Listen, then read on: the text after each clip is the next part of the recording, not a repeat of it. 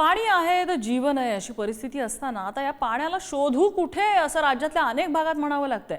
महाराष्ट्रातल्या अनेक जिल्ह्यात भीषण पाणी टंचाई झालेली आहे। हिंगोली लातूरमध्ये पाण्याची वणवण सुरू आहे। हिंगोली आणि लातूरमध्ये अक्षरशः जीव मुठीत धरून पाण्याचा शोध घेतला जातोय। पाणी काढलं जाते खोल विहिरींमधनं। हीच परिस्थिती नाशकात आहे।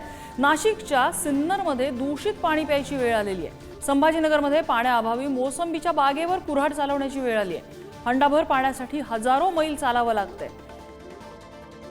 एक एक थेंब पाणी नागरिकांना शोधायची वेळ आली आहे। बापा पाणीच नाही, 2 महिने झाले। उन्हात तान्हात या लागलो। एकच पोरग विहिरीतून डब्यानं भरून देते। त्यानं तरी कोणाकोणाचे हांडे भरावं, रातच्या बिन दिवसा बिन चाललं बापा। पाणीच नाही आम्हाला। आता हेच किती दिवस जाईल, आज 9 उद्याच्या दिवस पुरती। आता टँकर जर नाही आलं तर कुठं जा दुसरीकडे विहीर नाही, बोर नाही आणि काहीच नाही, काय करावं। आमच्या गावात पाण्याची तक्रार आहे। महादेवाडी वर्षाला बोंब आहे सर। महिला त्रास करतात एवढा।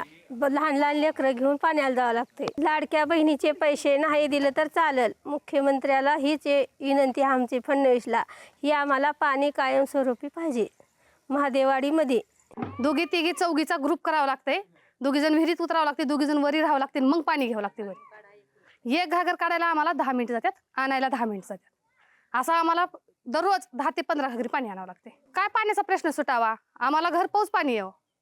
आमची दुसरी काही मागणी नाही सरकारकडे। आम्ही काही साड्या मागणार, सोनं मागणार, काहीच मागणार, फक्त आम्हाला पाणी पाहिजे, दुसरं काहीच नको।